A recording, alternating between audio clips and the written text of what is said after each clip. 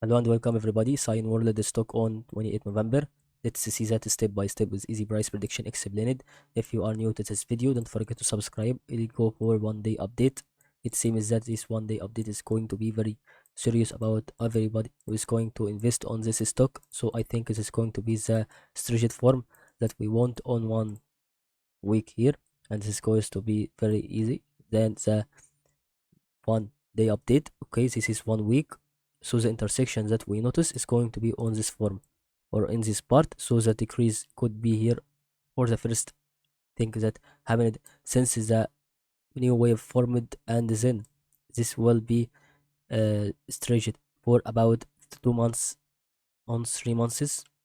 So this it will increase it slightly, and then it can go for a higher value, maybe can make a difference about 80, and then it would rebound again with a decrease.